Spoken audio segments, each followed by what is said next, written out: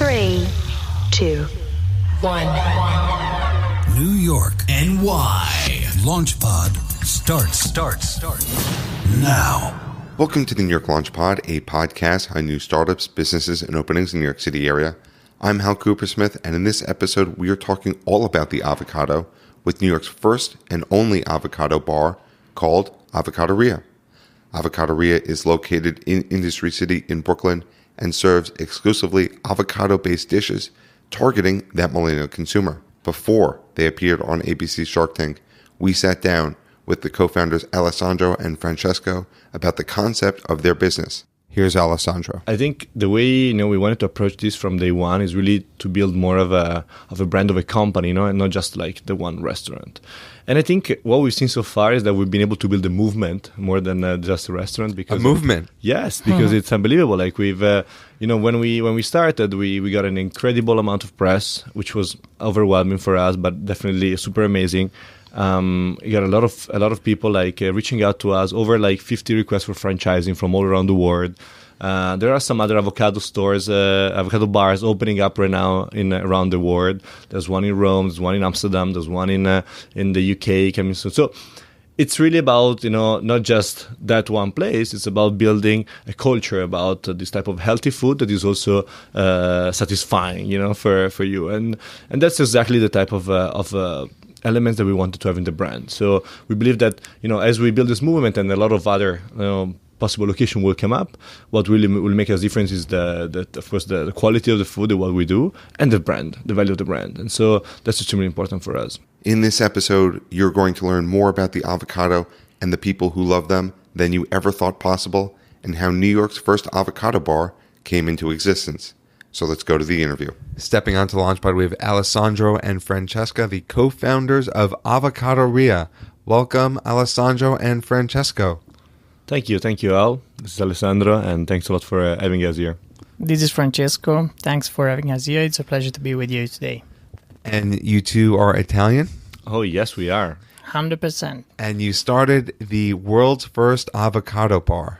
Yes. How did that happen? Well, we got an idea about 1 year ago. Living in the US, it was really hard to find food options that were at the same time healthy, but also very tasty, very filling. And so, we started making ourselves avocado toast and really felt in love with it because avocados have that kind of property, because it's a very healthy fruit. At the same time, it's very filling, it's good fat. So, started exploring a little bit around that, and Francesco was living in Mexico at the time, and so we started chatting about it, and, it's we're into something, this actually could become a proper shop, and so on. And so we started investigating a little bit more, understanding there was actually a lot of interest around avocados, and so we involved in the project Alberto, who's our third co-founder, also Francesco's cousin, and our chef. And so that's how basically the project was born. And a few months later, then we opened our first store here in New York. But I thought you can get avocado toast anywhere. Like millennials love avocado toast. Yes, that's true. I mean, you can get the basic avocado toast everywhere, but avocados are a very versatile fruit, and they go very well with a lot of different ingredients. And so why not experiment a little bit more around that? And so we're doing right now toast, salads, smoothies, desserts, and so on. And they all have avocado as a component, and they all taste different because we get inspiration from all around the world in the different dishes that we serve. And so it's sort of an evolution, of what you can find in many other places. Why exclusively avocados, though? I mean, we need something that was at the center on the concept. So we decided to put in a healthy fruit because we see this trend in millennials that they are health conscious. So they want to have better food than the normal American diet used to be in the previous years. And the main point of our concept was to make something that was both healthy but at the same time tasty. Because, when you go and eat a kale salad, you feel really sad afterwards. And avocado has these magic properties. some But others we don't. did kind of feel sad, like felt even sad. this like little salad and Well, growing up in Italy, like we always had access to, healthy, quality ingredients, and you always come up from the most simple restaurant, and you're satisfied, sort of, no.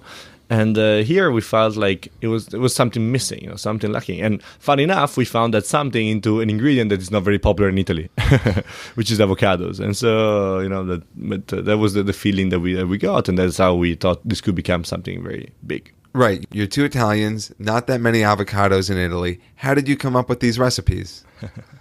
I mean, avocado is so versatile that it was easy to integrate with pretty much food from everywhere in the world, because we have influence from Japan, from North Africa. We have some kind of Mexican elements in the menu, and the beauty of the avocado is that you can use it in a smoothie, you can use it in a chocolate mousse, and you can use it in a toast, and the taste is amazing. So that makes really easy the process. You can have so many variations, and the result is always amazing. So you have these influences, but then how are you developing these recipes? What's that process like? So I think the main point for us was to keep the food simple on one end, so that can be something that everyone can appreciate, because it's really important for us that our food can be everyday food. So you feel like, okay, I'm going to have a salad today. I can have this avocado salad, and it's not such a diverse taste that will not invite you again the next day, for example. And this is how we build the menu. So try to keep it simple and to involve the people in our type of food.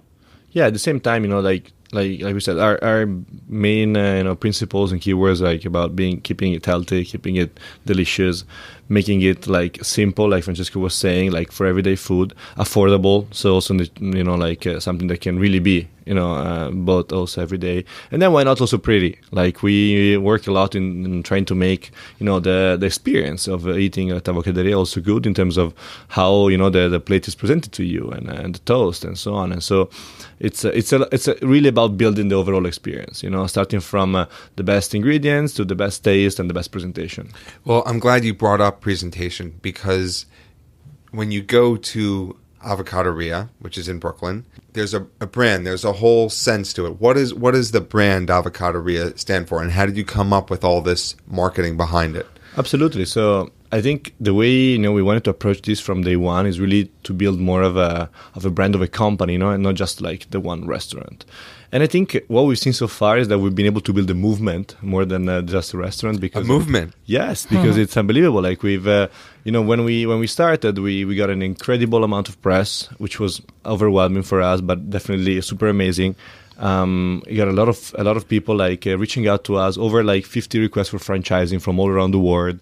There are some other avocado stores, avocado bars opening up right now around the world. There's one in Rome, there's one in Amsterdam, there's one in the UK coming soon. So it's really about not just that one place. It's about building a culture about this type of healthy food that is also satisfying, for you. And that's exactly the type of elements that we wanted to have in the brand. So we believe that as we build this movement, and a lot of other possible location will come up, what really will make us difference is of course the quality of the food and what we do, and the brand, the value of the brand. And so that's extremely important for us. How would you differentiate yourself from these other avocado bars that are coming up in other places around the world? Because at the end of the day, it's the same fruit that everyone's working with. Yeah, for sure. I mean, it's about pioneering a little bit on the recipes, try to experiment, to try something funny, and at the same time very good, that could be catchy also for our audience. At the same time, like I was mentioning, it's about building the brand.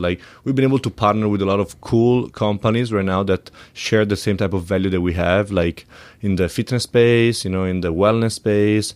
We've done a lot of events also for charity and so on. And I think this is the type of, the initiatives that we want to do. We want to keep running, because it's about really building a community around this consciousness about healthy food and so on. And that's how we're planning to keep growing and differentiating ourselves. What were some of the brands that you've partnered with so far? Well, we've done a nice initiative with the SoulCycle in Brooklyn. partnered with some of their yoga classes. We've done some initiatives with the Daybreakers, which is a very cool community that basically does yoga and dances like very early in the morning. We've done some partnership within the more fashion space, so with some different brands. We work with Gap, with Sam Edelman, a lot of things like that. And I think there's a lot more that we are now trying to line up in terms of initiatives. And I think it's really amazing the fact that such a young brand like ours, which is just 8 months old, is able to really be associated with these large companies. Yeah, actually, in January we will be part of the Goop Summit, which, if you think about it, after like 10 months of opening, is such a huge opportunity for us. Yeah, Goop is amazing, and if you think about all the other brands that are involved in that, it's like, wow, we are like just little teeny tiny company, and they are like big important ones. So it's really cool. Absolutely, that's amazing. So you're targeting someone who's health conscious with your food. Is there a target demographic as well, a target age range? Yeah, for sure. I think our target customer is mainly female, between the age of 18 to 35, and of course conscious about health habits, both in the diet and in the lifestyle. That's why we try to partner with SoulCycle, fitness studios, yoga studio, because we want to embrace all the healthy lifestyle. It's not just about the food. And it seems like you're really reaching the millennial audience. Millennials love avocados, and they also love Instagram. Yeah. And you guys are huge on Instagram. Your food is very pretty. The photos come out great. Can you talk about the importance of Instagram in your restaurant? Well, it's funny you asked, because our restaurant was born on Instagram. It was born on Instagram. Yes, because having a startup background, and the first thing I thought when I had the idea was like, how can I build an MVP of this without having the money to invest in a proper location? Because how can you build an MVP for a restaurant without opening the restaurant? Minimum viable product. Exactly, minimum viable product. Exactly. So to try to test it and to see what was the response of the people, if there was interest or not. And so the very first thing we did was actually open an Instagram account. That was back in, I think, March or April 2016.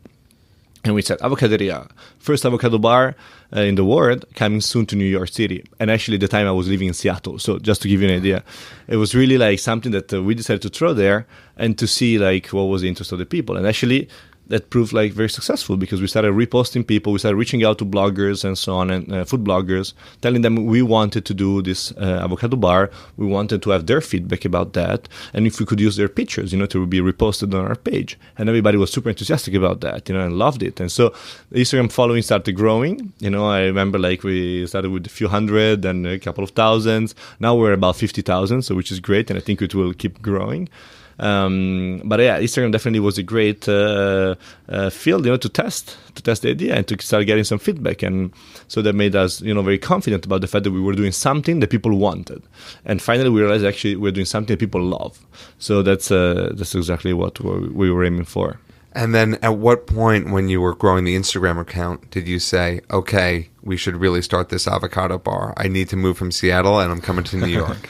I think the first thing we did is, when I was living back in Mexico, I was visiting Alessandro in Seattle, and we wasted, I think, 3-4 hours trying to do a slow motion video at this place. And we built up a homemade camera.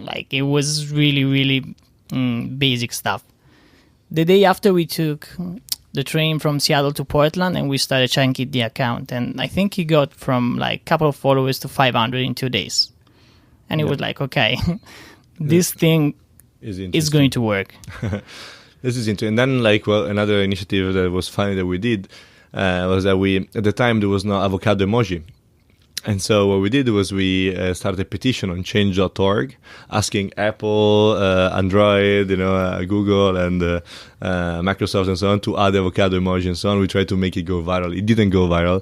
We got just a few hundred supporters, but it was a fun thing to do, And actually, when we told the story, to those bloggers and partners that we were trying to involved in the project, they liked that. They liked this type of creativity behind the whole concept. And then, of course, in the meantime, we started thinking, okay, so what's the type of food that we actually want to be doing? Like we started reading a lot of recipes, started reading a lot of like health magazines. We started talking with Alberto, who's now according to the chef, and getting some ideas. And finally, that was the moment, the aha moment. It's like, yes, let's do it. How many avocados do you go through in a given day? So I would say in a typical weekday, we go through 150 avocados, and that can easily double during the weekends when we really have heavy traffic from Manhattan tourists, and days are quite busy. And how many avocados go in one dish? It can be minimum half of avocado in all the dishes we serve, up to an entire avocado. That's the avocado hamburger? Yes, exactly. That's your favorite dish? Is that what you're saying? It's. We definitely like it. I think it's definitely the most creative one. It's not my favorite in terms of flavor and taste. It's good, definitely. But I'm more of a toast person. And it's a lot of food to eat every day, So. And what is in an avocado hamburger? So we start the base of the bun with half avocado. We fill the pit with Greek yogurt and herbs. Then the pat is actually the smoked salmon. We put watermelon radish and watercress on top. We close the bun, and then we dress it with lime seeds on it and black sesame seeds. Anyone who's listening to this is it's going craving, straight to right. I need it. And we serve it on salad and chips, so it's very cool. And as you eat it, like, you can decide, because there's challenges on how you're gonna eat it. Like, are you gonna use your hands, or are you gonna cut it, and so on. And so it's funny, because when you cut it, it becomes sort of a big salad as well. So it's also very good. Where do the avocados come from? Mexico, Michoacan. We are 100% convinced that the best avocados are from Mexico, and we only use Hass avocado.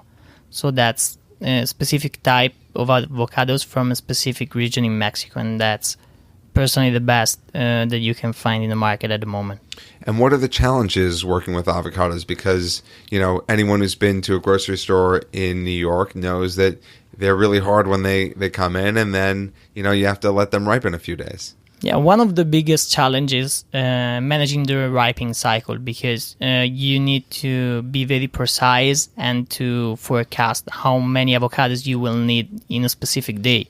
Because if you don't ripe enough avocado, you will sell out of food. That's what happened the first day that we opened, and the second and the third day. The fourth and the fourth. How many avocados did you have prepared for those days? I think 250 for the first day. And we thought it was going to be enough for a week. It lasted maybe 3 hours. Yeah, maybe even like 2 hours, 45 minutes. Yeah. And then how do you ripen the avocados? So we do all the ripening cycle in-house. We buy greens avocados, so we don't use ripe product, and we do everything in our kitchen. We have different stages, and we kind of sort the avocados by day and leave the number of avocado that we'll need in a certain day to ripe. We keep the rest at a different temperature. And so we have, of course, the fridge, and then there's the storage space where it's still quite chilly, and then we bring them upstairs where it's more warm, and then finally the last step is right next to the toaster where it's actually much warmer. But during the first week where we were running out of avocados, we used to pack them with paper, actually. Paper and bananas. And bananas, yeah, to make them ripen faster. So we have some secrets to Yes. ripen an avocado. That's actually, I think it was a grandma said I think maybe Francesco's girlfriend grandma that gave this suggestion. Yeah, to do like that. Mexican ancient wisdom, how to ripen avocado. Avocados, they've become very popular. Prices have also gone up. How has that been for your business? I imagine it has to be difficult. For sure. Like, that's something that we knew could happen. So from day one, we started thinking, okay, how can we ensure to keep the same level of prices without, even though the avocados are going to fluctuate? And so, we realized that, buying big quantities, of course, give you a little bit of advantage compared to when you go like retail and so on. And I think like now as we grow and as the quantity keep growing, we will be able to sort of go back into the supply chain and finally cut some of the intermediaries that we have, from the Mexico producers to actually where we get them. So I think in this way, we will really be able to get the best prices and sort of eliminate the risk of having to increase prices if the price of the avocado in general increase. I know that the rule of thumb for restaurants is to keep the food costs about 30%, and you're saying true to that? It's like you said, like the avocado prices change a little bit in the last few months, and so it also our food costs also fluctuated a little bit. So, but we try to keep it close in that range. The cool thing is that we both have business background, so we study economics, finance, and so on. So we're very numbers driven when it comes to how we run the business, and so we really try to work in that way. And you guys seem young too. How old are you guys? We just turned 30 a month ago. So funny enough, he's born on October 23rd, and I was born October 24th. So we always celebrate together. One day apart. How did you two meet? Back in college in 2006 in Milan. Yeah. I was wearing amazing shoes, and this guy was... Where did you buy those shoes? I want to have the same pair. That's not true. He was always by himself, and I had a lot of friends, so I thought, like, maybe, we can actually involve him in our group. I don't know about that. He's wearing some amazing shoes right now. Yeah, that's true. So who's telling the truth? Yeah, exactly. People can't see the shoes on the radio or on the podcast. Put them on Instagram. Yeah, put them on Instagram. So you mentioned Instagram also being very important in your business. People love to Instagram the food. It's pretty. You think that that's a big draw? For this millennial audience? That's definitely part of the experience. I mean, it's a hook. It's I think at the end of the day, like, we are trying to build a place for ourselves. We're millennial ourselves, and we know like how like the experience in the restaurant can be like from very let's say distant, like not really involving you and so on, or you can participate actually to the success of the restaurant by liking what you see in front of yourself and the taste of it and so on. So we try to make it, of course, easy to share.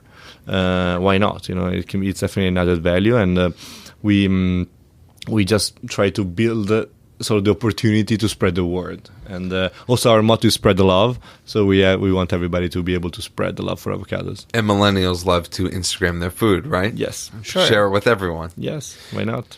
People love Avocaderia. They love the food. It's healthy. It tastes great. You had all these people come the first day. But there's also a criticism out there. It's millennial. It's Instagram. And I saw something on Eater that I wanted to get your opinion on. When you're marketing. Oh, you know what I'm about to say? Yeah. Avocado Bar is opening in Brooklyn because New York City is a parody of itself now. Avocaderia is a few days late to be an April Fool's joke. Well, that's funny because, that article was one of the first one that came out. We opened on April 10th, so that's true. We were very close to April 1st.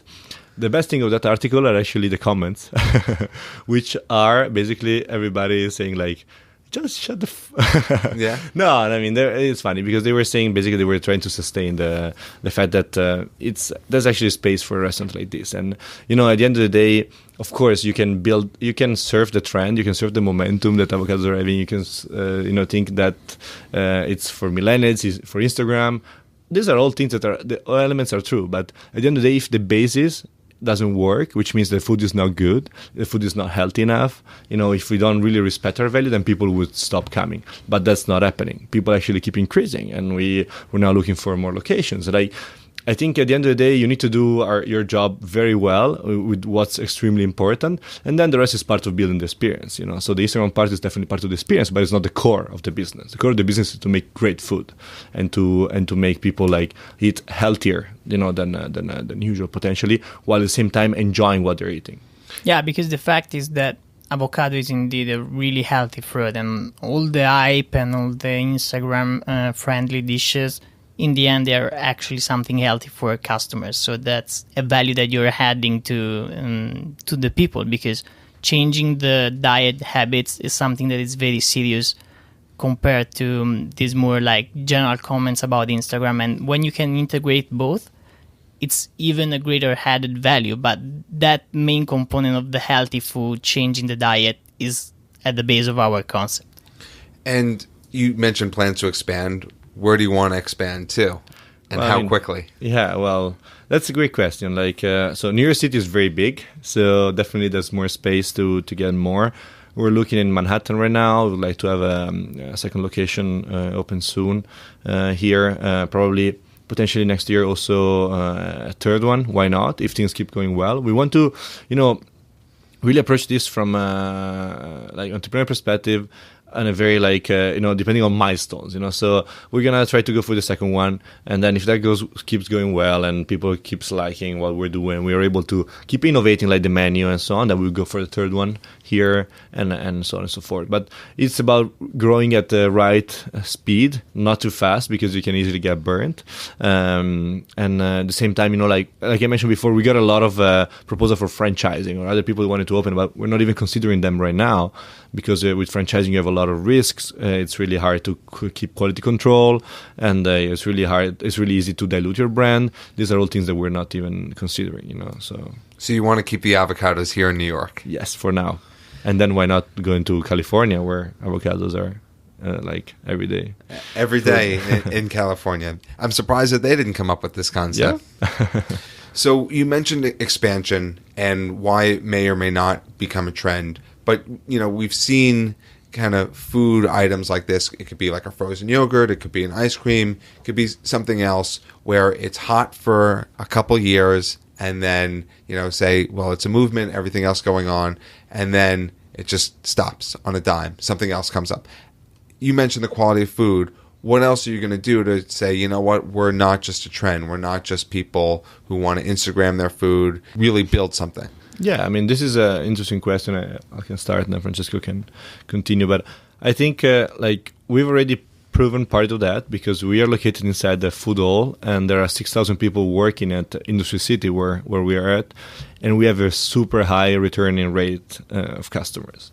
And that means that, and they don't come there because they want to Instagram their food. They actually don't. They are there because they work there and they want to eat something good and healthy and they come to us.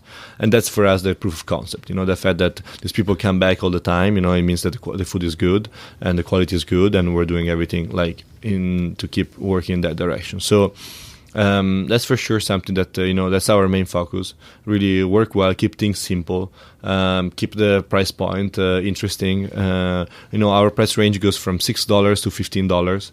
So it's really something that is in the average of a New York lunch. And I believe, these can be the key of the success also for growing. And then looking back, avocados are not a trend. We know why? Because it's been growing like crazy since over 10, 15 years. Before starting this, and I mentioned we have finance and business backgrounds, we studied a little bit the trends. And if you go on the Haas Avocado Consortium online, you find all the data. And basically you see that the numbers keep growing and growing since the early 2000s for the consumption here in New York, consumption in the US in general. And I believe this won't stop probably, and we're already at a rate that is extremely high. And also it shows that there's a lot of cycle in terms of consumption, because you think maybe during winter or fall people stop eating avocados. Not true, actually. It decreases a little bit, but people still eat that because it's such a good food, healthy food for you. So you're both business people, business backgrounds. How did you become avocado experts?